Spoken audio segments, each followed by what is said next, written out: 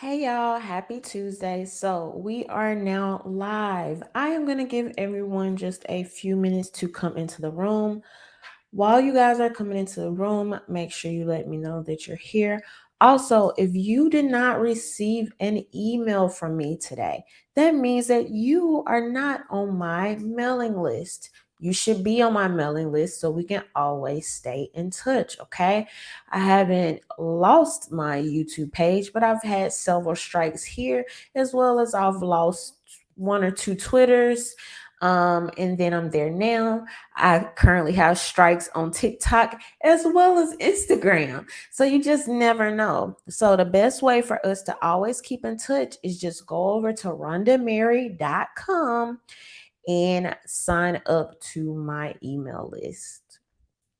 All right, y'all. So, hey, King BJ. Hey to everybody coming into the room. Also, if you would like to purchase merch or support this channel, you can go over to RhondaMary.com to do so.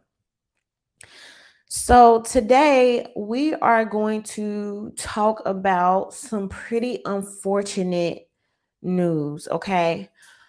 I see a couple of people coming into the room. Hey, Connie, long time no see. Hey, Vic. Hey, Pilu. All right, y'all. So, as you guys may have already heard, the rapper, well, actually, we'll just read the article and we'll look at this together because that'll be a little bit better. And then we're going to go over like a couple of things about this. Hey, Amari. Okay, this is according to Reuters. Take Off, the rap group Migos shot. Wait, what? Take Off of the rap group. I'm like, what? Migos shot to death at Houston party. I feel like they could have at least used like one comma in that. Takeoff, a member of the influential rap group Migos, was shot and killed at a party held at a Houston bowling alley early on Tuesday. Takeoff, 28 years old, whose real name is Kershnik Kari Ball, was found dead at the scene at about 2:40 a.m. Two others, a male and a female in their 20s, were also shot but were expected to recover. The rapper was a key member of the trend-setting Atlanta-based hip-hop trio, which had a string of chart-hitting topics, including "Bad and Bougie," featuring rapper Lil Uzi Vert, "Motorsport," and "Walk It Like I Talk It." So this just goes on to talk about like his resume, and at least 40 people were at the party when the shooting occurred. Houston Police Chief Troy Finner said during a briefing, he asked witnesses to call police with information. Every brother and sister in the neighborhood were asking you to step up. So I want to talk about this from a couple of different angles. And I'm thinking this live is probably going to be a little bit shorter than I anticipated because I knew before I started I had a little bit of a headache. But the more that I talk, I'm like, it's getting to me a little bit. But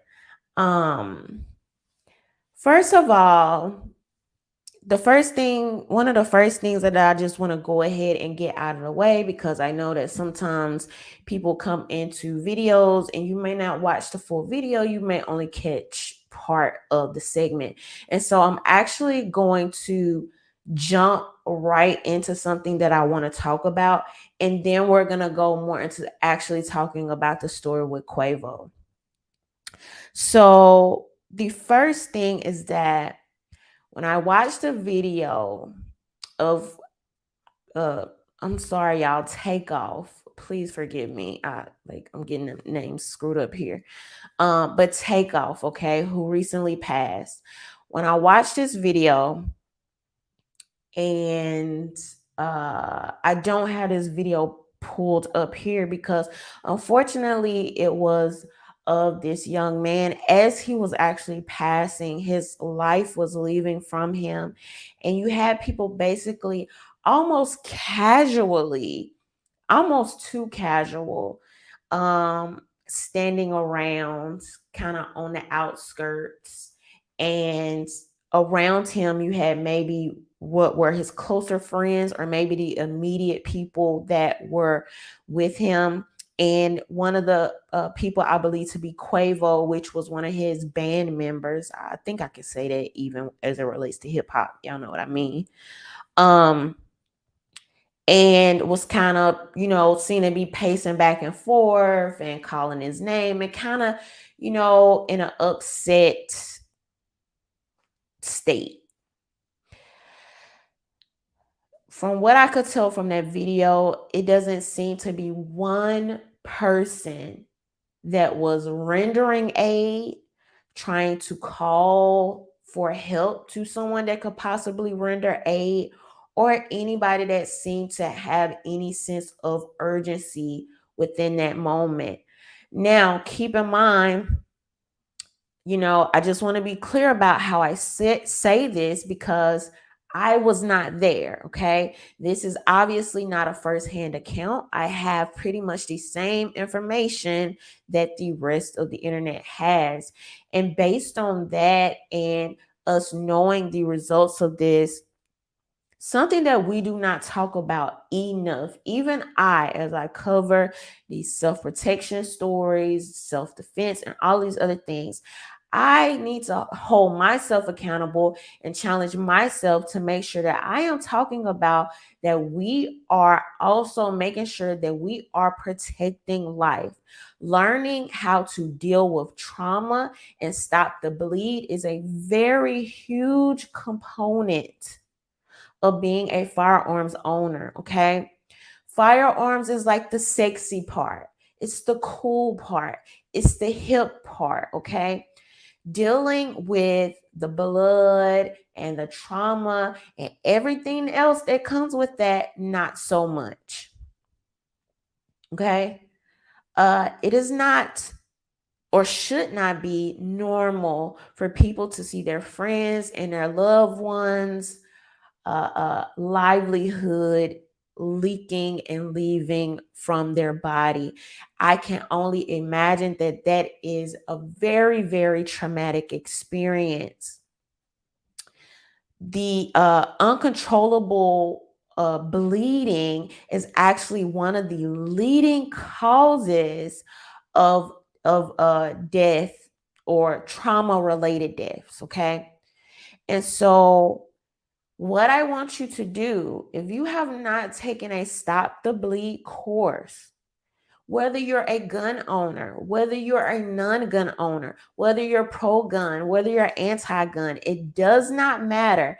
Just as much as this can be helpful and important for a gun wound, it can be just as much as helpful if you are in a car accident, if your child falls or breaks something or anything else that could result in somebody bleeding to death, any type of physical accident that would lead to that. So, okay, you can go because I be hooking y'all up with the resources. You already know if you're following me on Instagram. If you're not following me on Instagram, I don't know why you're not, but you should be. But I already told you if you need help finding a firearms trainer in your city, your state, DM me. I will help you find resources. And now you can also, I want y'all to type this in, put it in your notes, text it to your friends, text it to your families, share it with your loved ones, okay? Stopthebleed.org. Stopthebleed.org, okay? This is a free resource for you. They have a digital virtual component where you can go to learn the written portion of the Stop the Bleed. So already giving you some tools that you can use that may be very helpful to your life. The important part about this gun ownership, learning how to deal with trauma and stop the bleed is we don't know. We don't know. We don't know. We never know. Okay? Like that's the reason.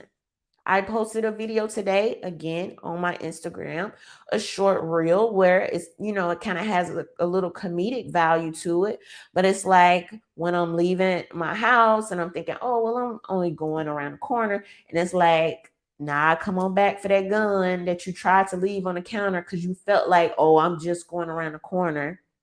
The fact of the matter is, we do not know the day. We do not know the hour. We cannot control the world. We cannot control people outside of ourselves. Okay. The best thing we can do for us, our families, our friends, our communities is try to be as prepared as possible when we walk out in the world every day. Okay.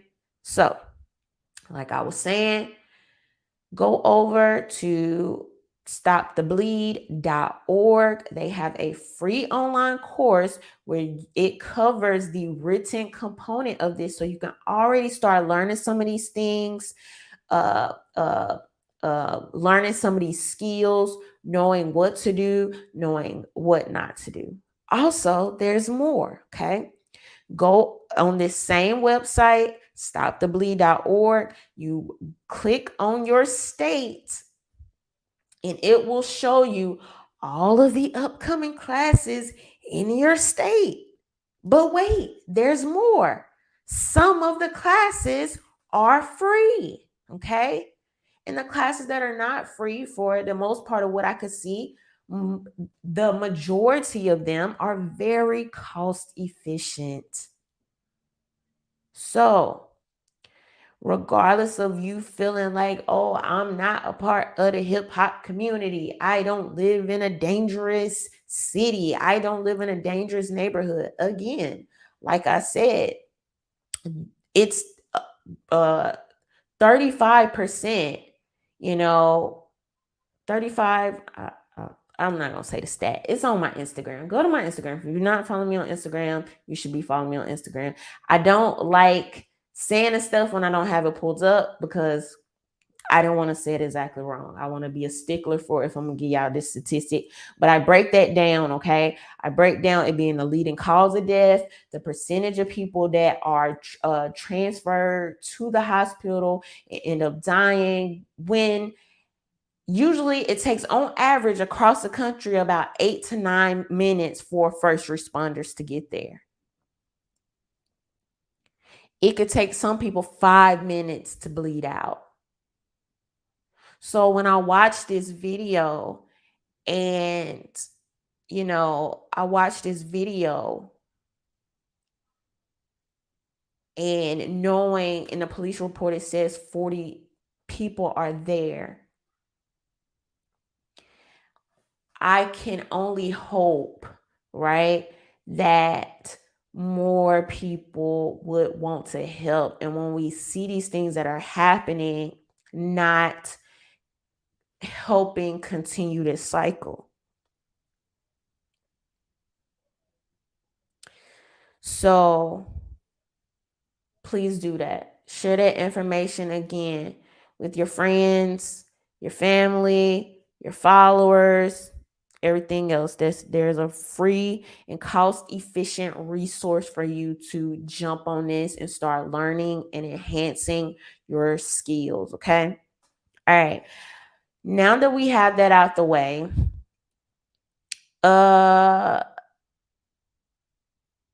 let's talk about, because that's from the perspective of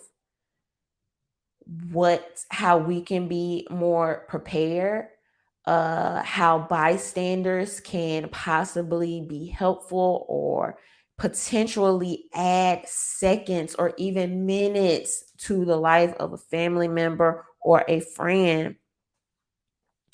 However, we cannot overlook a few things, okay? One of those things being that before the information really started coming out about what was going on, and I think in some ways it's still somewhat, some of this hasn't fully been confirmed yet. I'm not sure.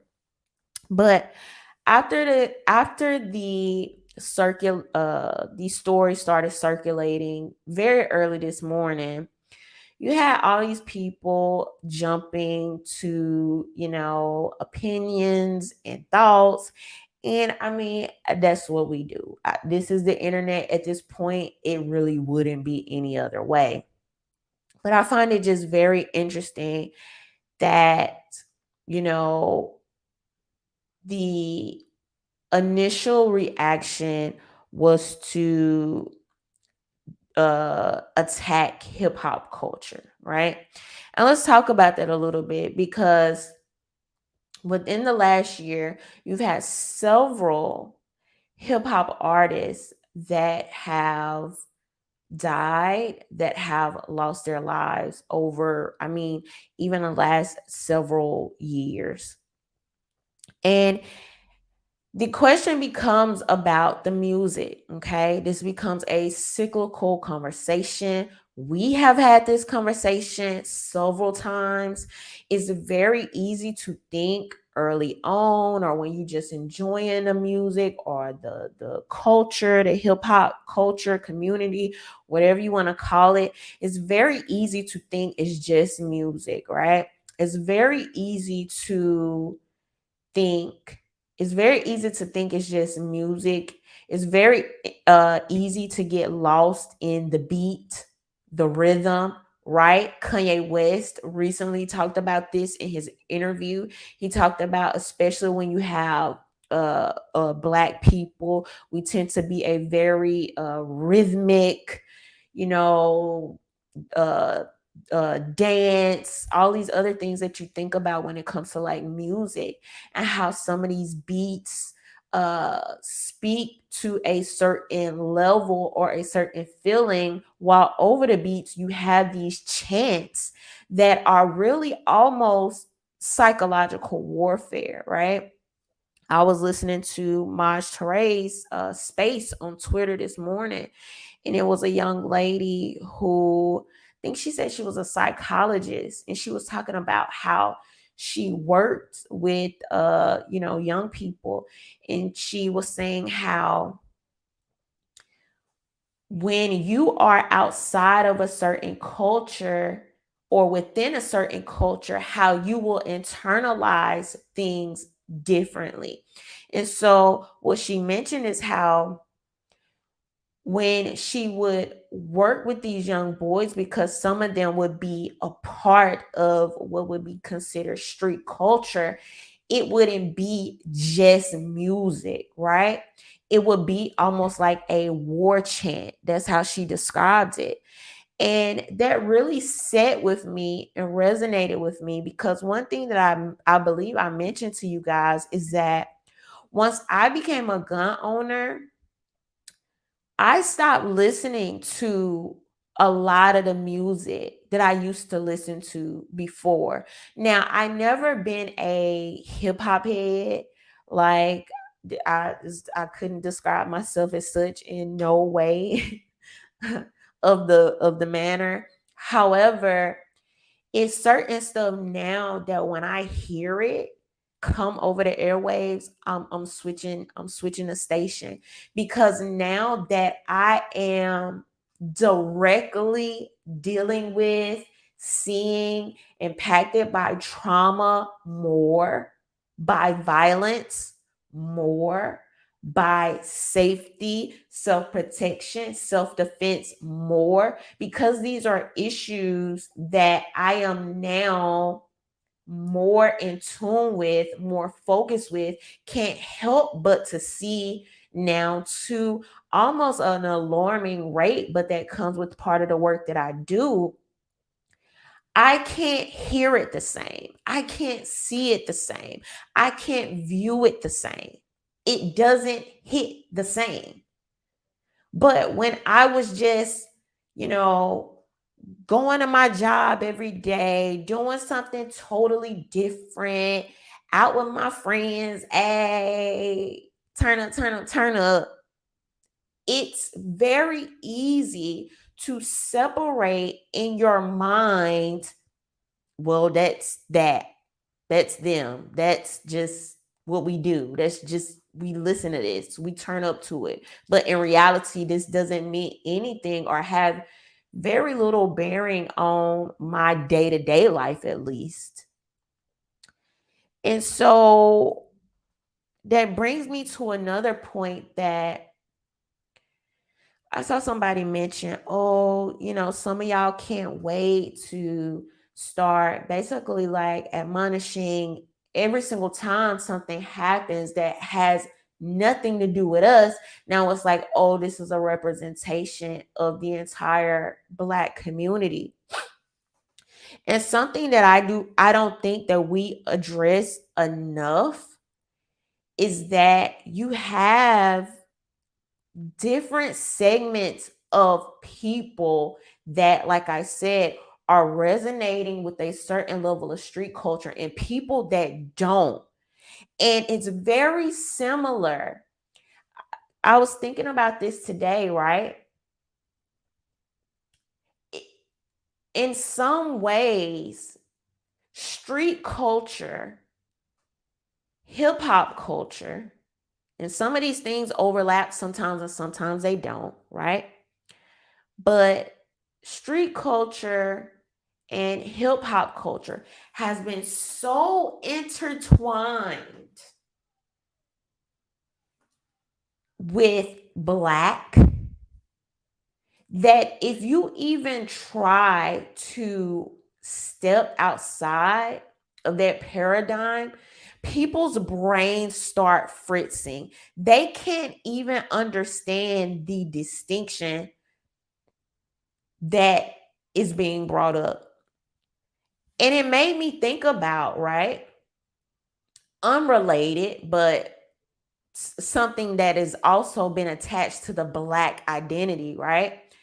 It's like when a Joe Biden says, if you don't vote for me, you ain't Black, right? And it's almost as if Democrat has been absolutely tied to the Black identity, that even if you speak, act outside of that, the same thing happens. It fritzes people's brains. They can't handle it, right? And so I've noticed that when you have certain Black people that say, I can't relate to that, I'm not into that, you'll have one side that says, well, all Black people, y'all support this, you're into it, you don't talk about violence, which is just not a true statement. I've spent, years working in inner communities, and I know so many people people that I've even had on this show, even last week, like Trench Work, Deb Perkins from Trench Work Chronicles, and Maj, I mentioned him earlier from Black Guns Matter, and Kevin Dixie from No Other Choice. These are just three people that are example of people that are doing this work that people are accused of not doing. And it's so many, so many silent, you know, faces, and so many people that aren't recognized. I recently saw Jafari from Black Lives Matter 757 post. They're doing a drive or something to help people that have been affected in their local community by violence, right?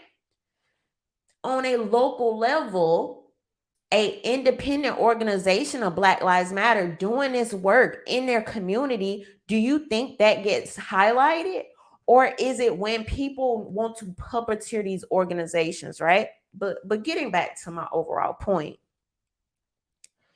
And so to us, people like us that know the people that's doing the work, we work with people that's doing the work, we work with people that's doing the work, we partner, we're constantly talking about these things. But yet when something like this happens, you have a burden that's pushed on the entire demographic of people, right? So you have one side of you have one group of people that think that these conversations aren't happening at all.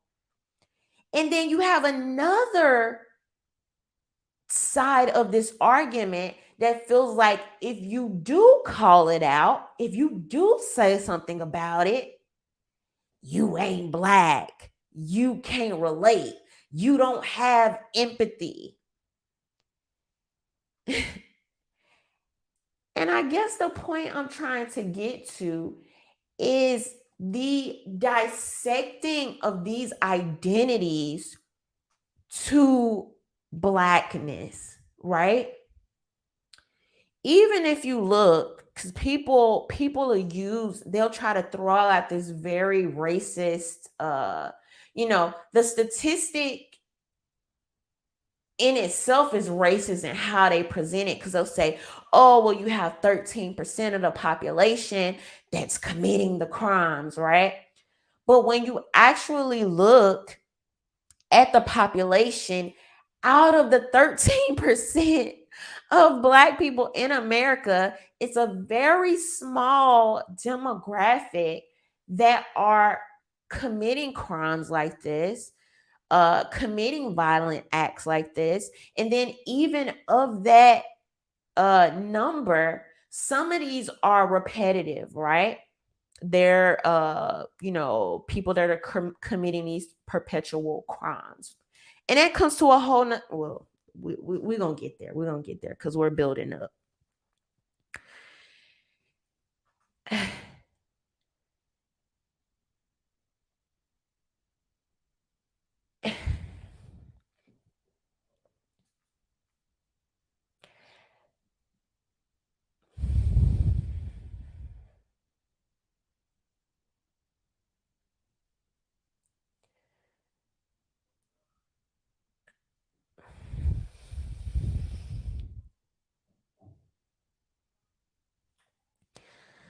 I had a pretty heated conversation with someone about maybe a year or two ago that basically somewhat I don't want to say accused me. Accused is like a strong word. Um, but they basically, alluded to that, I don't address violence in the community. And sometimes I see this typically be the sentiment. And I think it's unfortunate that some people are so either separated from reality, separated from culture, separated from the issues that they want to try to have an opinion on, but they really do not know what they're talking about. And I think to really get down to the bottom of some of these issues, we have to dissect them further. It's not as simple as admonishing an entire demographic of people for a certain segment of people that are perpetuating this violence, right? So, for example, we see a lot of rappers, unfortunately, in the hip hop community that are being uh, killed, are being shot.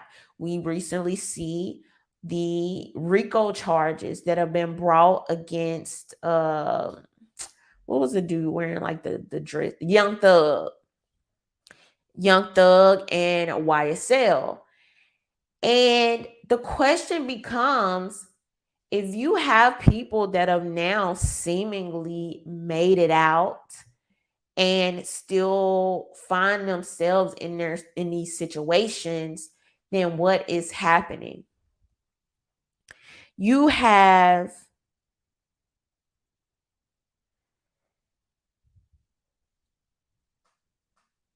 people that will say things like, oh, well, people just need, an opportunity.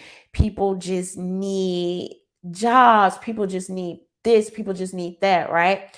But when you look at, and these are only two examples, but we've even seen other examples across the span of hip hop, right? Of people, like I said, that have seemingly made out. And it's like, why are you still attached to these things? Why are you still a part of these activities? On one hand, we need to admit that some people just like what they're doing. This is not directly speaking to the Quavo and Takeoff conversation, incident. Okay, from everything that I've always seen people say, even now, Takeoff was a very chill, unassuming, just not really messing with anybody, kind of quiet dude. And it's unfortunate that he was in the wrong at the wrong place at the wrong time with people that would do this. And even to some of that, we still don't have all the details yet, right? Because apparently somebody shot, maybe his security, the security accidentally hit Takeoff, or negligently, I should say, hit Takeoff, because every single bullet that comes out of your firearm matters. It counts. So that's just the answer, right? Um, but it's unfortunate that, you know, uh this happened. The rumors were that this was over a dice game. I'm not sure if that's totally been confirmed yet, but the question is going to come when you have people that have the certain capability for a rich lifestyle, and you're hanging out with, around, paloozing with people that really don't even have anything to lose. Like, let's just keep it real. Even me, I am not nearly, have the fame and the success and the accolades of a Migos top charting rap group, and I still have to be cautious and cognizant of the way I move, where I am, who I'm around. Just because you say certain stuff or you visible, it'll be people that don't like that. They don't like what you have to say. They don't like what you're doing. They don't like what you're about. And those are things that are, things to be noted. And when you have a certain goal in mind, you have a certain lifestyle, you can't always move how you used to move. And it's crazy because I never forget, my brother-in-law told me this. He was telling me that when, he got his new job and was, making more money, and, you know, uh trying to enhance the life and the lifestyle of his family and things like that. And he was just telling me, like, sometimes, and we all know this, Boosie, the rap, Boosie has said this. Like, Boosie has said this, other people have said this, as far as, like, sometimes home be like the worst place to be, because those people will sometimes have the worst things to say, the most animosity. They know you from who you used to be. They don't want to accept who you are now. They uh whatever else reason. And it's so weird, because I was talking to a friend about this last week, because I watched some movie on Netflix that I think it had Adam Sandler in it or something. And it might not have been that movie. I might be getting mixed up with another movie. But have y'all noticed that a lot of, so this is a good one that I recently watched. It had The Rock in it. And it was this movie. The movie wasn't that great. And it's an older movie. But it was some movie. I don't know the name of it. And it was like he went off to the military and he came back to town. I think his mom may have died, and it was just him and his dad. And he came back to town, and all these weird things were happening in the town. And he went to the casino, and he saw somebody cheating at the casino, and then they started picking on him because he called a person out and tried to beat him up, and then it just became a whole thing. And anyway, saying that to say, this theme that's in a lot of movies about how when you go off and you come back, it's like, oh, you big time, right? You this and you that and stuff like this. And just how that attitude is there.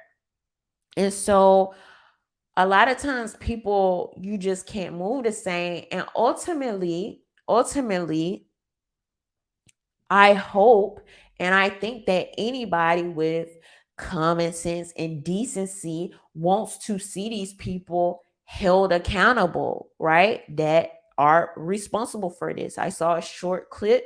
I believe that was from the sheriff department or the police officer that is going to be over the case, talking about people with information. If you have information, come forward, right?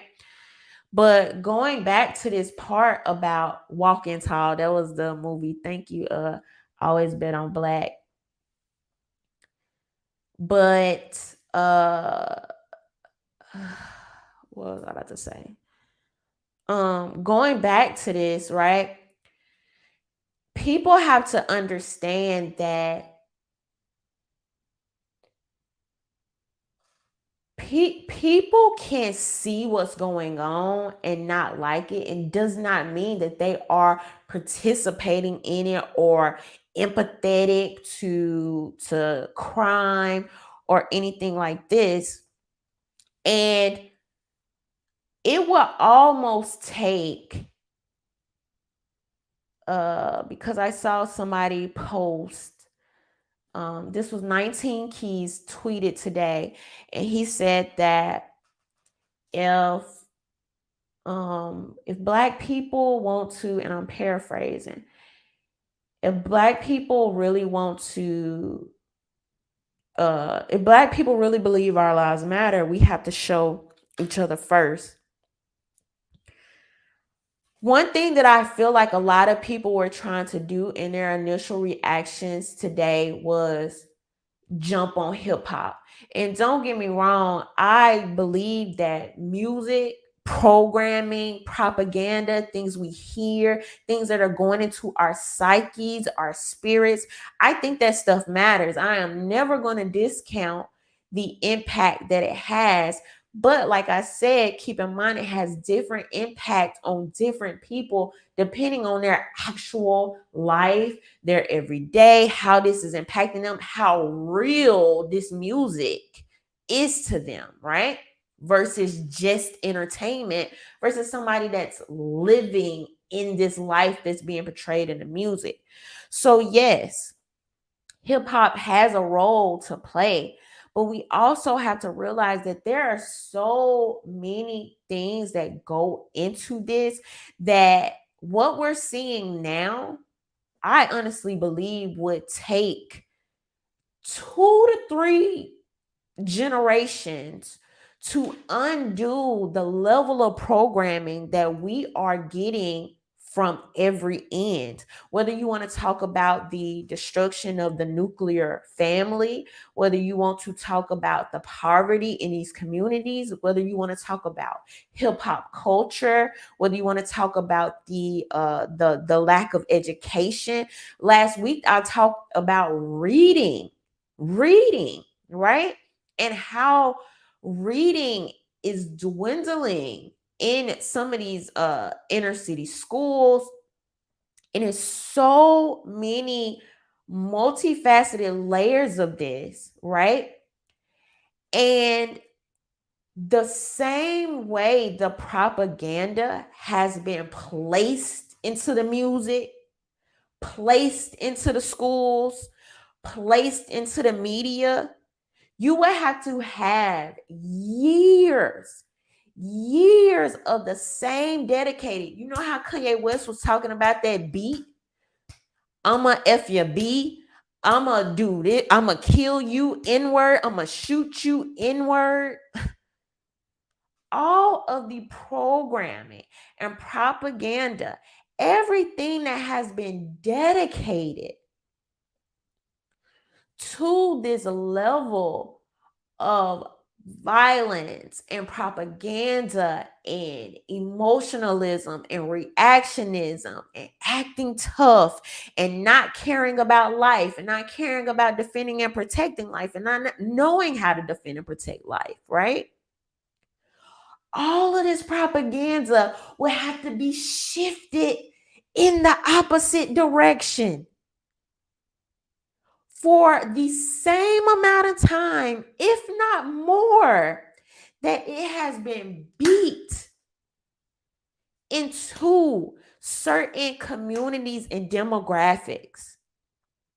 If you think I'm BSing, why you think people fighting so hard for the schools right now? Why do you think you have people saying, "Oh, we're in a culture war. Oh, the liberals have been taking over the schools." You think that's just now happening? Or do you think there's been a very deliberate decades worth of inching and inching and inching and inching? Now to the point where they want to call you a bigot for teaching the children the difference between men and women. That did not happen overnight. And now people are scrambling, trying to figure it out. So if you can understand that in the mass scale that these things are happening on,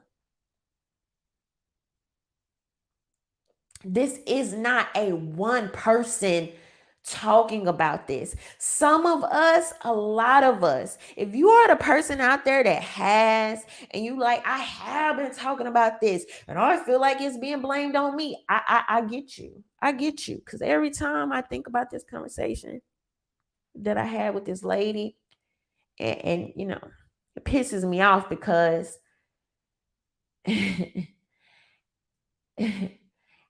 these same people got the nerve to talk about election fraud. Oh, you get that.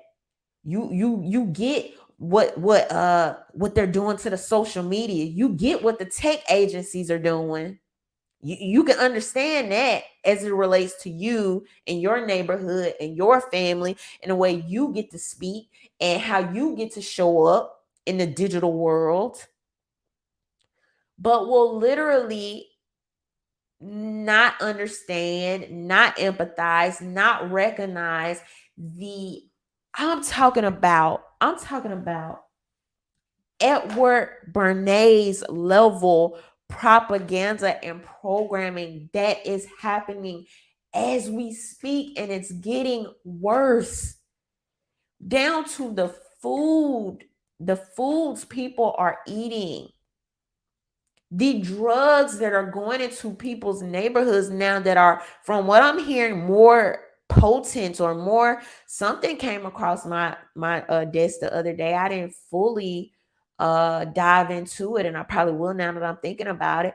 But they're even saying something is going on with the weed over there in LA. They're saying since it's been legalized, there seems to be more people going to the hospital on overdoses, right?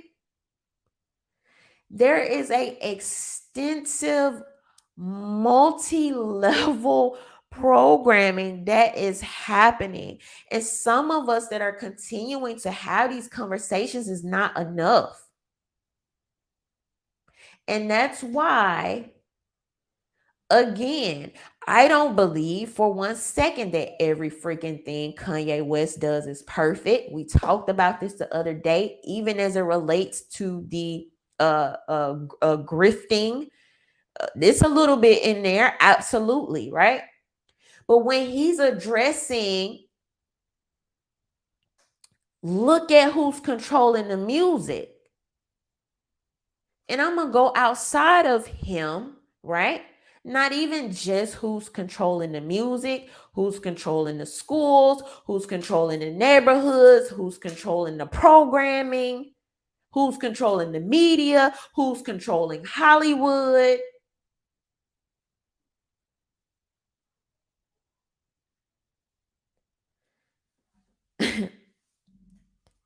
It's mind blowing to me. It's mind blowing to me that people that understand the history of this country do not believe that they are using the same means to continuously manipulate us, to oppress us, to make sure that we are a permanent underclass, and all of these other things.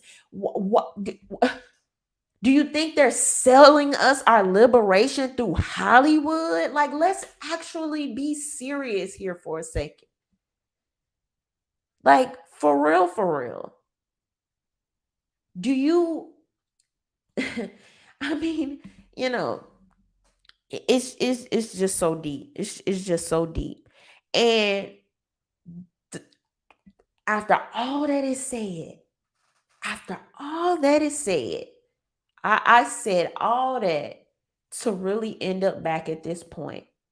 The people that damaged you are not gonna make you whole. That's just the truth. That's just the truth of the matter. It's just the truth of the matter. Unless there is some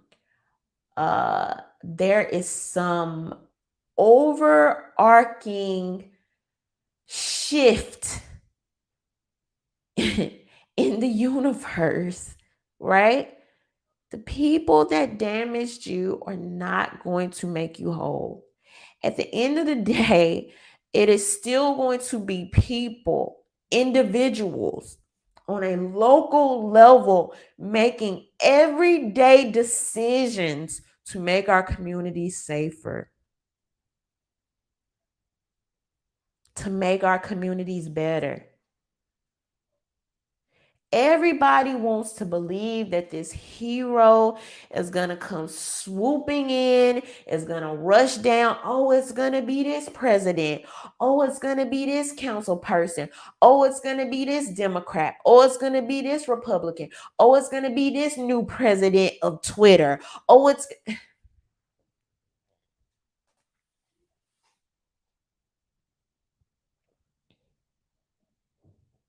we cannot afford to wait another 5 years, another 10 years, another 20 years, waiting on people to resolve these issues.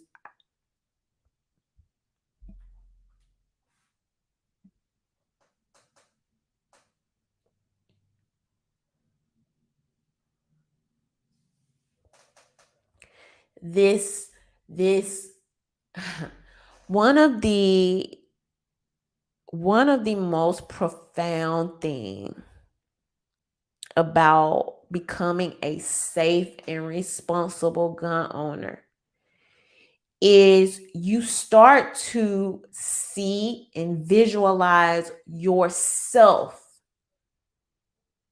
as the hero. This level of self autonomy, self dependence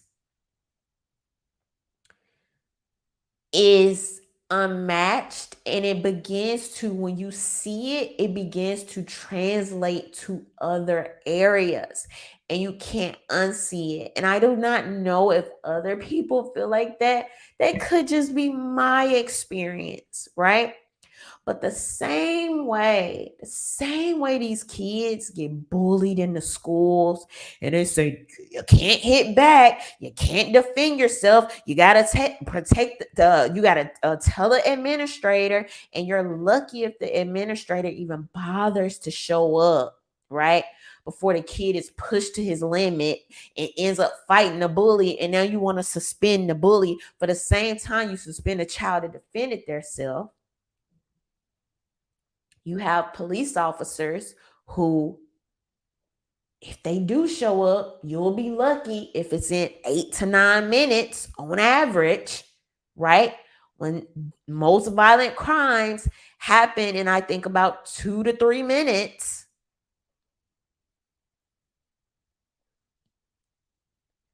And so when you start to see these things, you cannot unsee it. When you start to see how our neighborhoods have looked, and almost in some ways progressively getting worse, you cannot unsee it.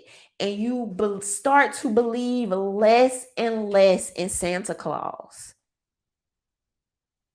because you start to put two and two together. Like, ain't no way that fat man coming down this chimney.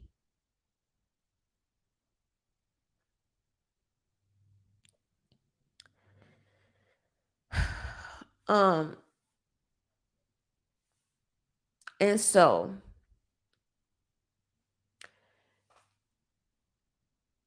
like I said, I can continue to have this conversation. This is a cyclical conversation for me at this point.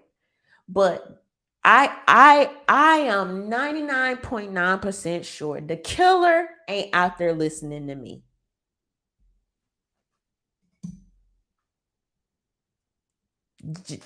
Just not happening. Okay. I have a better chance of connecting with, reaching the people that are not into that, the people that want to protect themselves, the people that want to feel safe, the people that want their communities to be safer, the people that want their children to be safer, the people that want tools and feel like they're looking to the police officers, they're looking to the politicians, they're looking to all these other people for answers that are not coming. I have been very adamant about, if you a rapist and a murderer, like you out here unjustified, like unjustifiably, y'all know what I'm trying to say, killing people. I don't care. I don't have empathy for that. I don't. That's why I'm a gun owner. Immediate consequences. I'm cool with that. I've accepted that. Like, to protect my life, to protect my body, I'm cool with that. Immediate consequences. I'm okay with these people being held responsible. I have no qualms about that. Right? Uh so we want these people to be held responsible. And I'm never going to try to make it seem like the people that are constantly having violence perpetuated onto them are the problem. You're not the problem.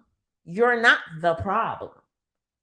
But you also haven't been given the tools and the solutions. And a lot of us have been put into very bad and unfortunate predicaments, sometimes by decisions not of our own. And we cannot control other people. You can't. These people know murder is wrong. They know murder is wrong. They don't kill, don't steal. Like, who doesn't know that at this point? They know. It's not a matter of, and then you'll have some people that's so jaded, you so not living in reality. Oh, well, maybe nobody ever told them. Maybe no what. They know. They know it's wrong. Uh But the fact of the matter is, you can't control people. You can't make these people do what you want them to do. A lot of times, when you are depending and waiting on the system, they have failed. They have not proven themselves or having the ability or capability to do so, even with the exorbitant taxes that we continue to pay. So, it's a stick up. They're taking advantage of us. That's clearly happening. I just heard that Zelensky hit Joe Biden up and asked for even more money the other day. Uh, so that's happening. However, what we can do is we can control ourselves. That's a lesson that I got from my mom very early on, about dealing with people not in the best predicaments, dealing with people that I thought I didn't like or were harsh, or I didn't want to deal with them, or had bad attitudes, or I didn't like the way they address things. And at the end of the day, her advice would be to me, you can't change people. You can talk to them, or you can change yourself, and you can move how you move around people. And so that has been the theme. I hope, and I can't even remember if I said this at the beginning, because I remember I was kind of ready to jump into stop the bleed stuff, because I wanted that to be at the beginning. But I can't imagine, what this family is going through, and my condolences to them, my condolences to everyone involved. I know some people close to the camp over there. So, I can just imagine, like, some of the things that's going on right now. And it's unfortunate. It's always unfortunate when life is lost. We want to protect life, and I absolutely hope the person responsible is held responsible. Some people are saying it was a security guard. They'll get forensics. It was 2 bullets that went off. And as a matter of fact, let's watch the video real quick because I have it up. This is from Sit with China on Instagram. She be on it with the post.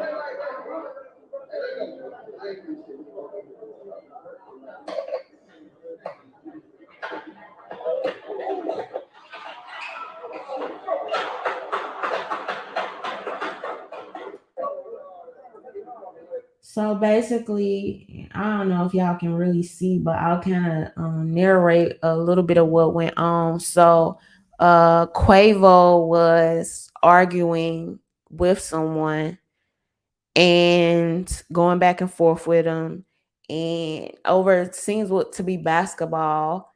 And he was like, "Yeah, I'm not doing this," and he was basically like, "I'm not doing this. We out." And I'm assuming the person threw a punch or some type of fight happened, and somebody shot, and then somebody else shot. There were at least a minimum of 2 guns there. So somebody shot, and then there was return of fire. And I'm assuming the return of fire is the shot that fatally took Takeoff's life.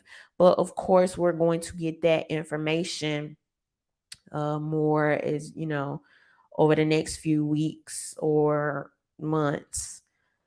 Uh, you had Quavo there trying to de-escalate, trying to leave, doing the things, conflict resolution. I'm out. I'm out. Unless there's some type of evidence that comes out that says like, well, he said I'm out and then he sucker punched the guy. Unless that's the case, which I don't think somebody would say I'm out, I'm dipping. You see him walking off camera and then still try to fight. But unless that would be the case, otherwise, you know, I mean, did the things that they were supposed to do. But sometimes when you in certain type of environments, you around people that don't have nothing to lose. I don't know where the dice game came in at. I know that those were some stories that were floating this morning, but when this story came out, you can hear in the audio them talking about basketball. And so it's just a unfortunate situation all the way around. And it was one of the first things I saw this morning. And I'm not even like a crazy Migos fan. Uh, don't I know like their major songs, but not really familiar with their albums or Takeoff as a artist in particular. But from everything I've seen said about him, people just like, he's just a very chill, like good person. And when somebody loses life unnecessarily, it's always an unfortunate situation. And whatever we can do to combat that, to prevent, then, you know, we should. And like I said, out of the people that are going to be more willing to listen to me, um, you know, stop the bleed, making sure you're prepared if people try to perpetuate violence onto you. And even some people may assume, you have people that may assume, like, oh, well, if rappers come out and and talk about tell people to put the guns down, and da da da da. Rappers got to speak out more, and cool, that's part of it. You have people like Meek Mill, and he was one of the most recent people, and some of these other people that'll come out every now and again and say something. But when I tell y'all, it has to be just as much programming and propaganda got us here. It would take that same amount, if not more, to undo. It would have to be, and it would have to be that level of reverse propaganda. And when I say that, it's trying to influence people's minds and psychology to and even a culture in a different way than it has been for the last, however, I mean, at least since like the 80s, maybe late 80s, you know. So Connie mentioned, it's not just hip hop culture. Violence is on the rise all over the world. This is also something that I recently talked about. That is a good point, but I did want to talk specifically about violence as it relates to hip hop culture tonight because of some of the discussions and things that I've been seeing. But y'all notice we've talked about this. After COVID, something shifted. When you have people that lose their jobs, you have people that lose their businesses, you embolden people by allowing them to mask their faces. You have record high inflation, okay? You have gas skyrocketing. You have baby formula that was, I think it may be back on the shelves now. You have a pack of chicken, okay, about double the price. You have all these things going on that are affecting. You have mental health issues exploding, all right? You have all of these things going on that are going to exacerbate prior issues that were already there, you know. So it's unfortunate, but we have to be aware and vigilant about the current state of things and making sure that we're doing our part to keep ourselves safe and our family safe. Because if you're waiting on somebody else to come do it, I mean, you're gonna be waiting. You're gonna be waiting at least, 8 to 9 minutes on average. That's the answer. So, and like I said, just to reiterate for people that may have not been here at the beginning, people can bleed out in 5 minutes. If you need information on Stop the Bleed, go to stopthebleed.org. They have a free online course. Also, you can put in your city and see cities and slash state and see the classes near you. Super important. Please don't watch this and feel like, I don't, there's no violence in my neighborhood. We not into all that. I'm not in a hip hop community and think this couldn't affect you. You could be somebody at the party. You could be somebody at the building. You could be somebody passing by. Or it could absolutely 100% not even be gun related. Okay? You can fall while you rock climbing and need to address bleeding. It can be several things. So it's just something good to have in your toolbox, and it doesn't cost you. It doesn't cost you much to learn.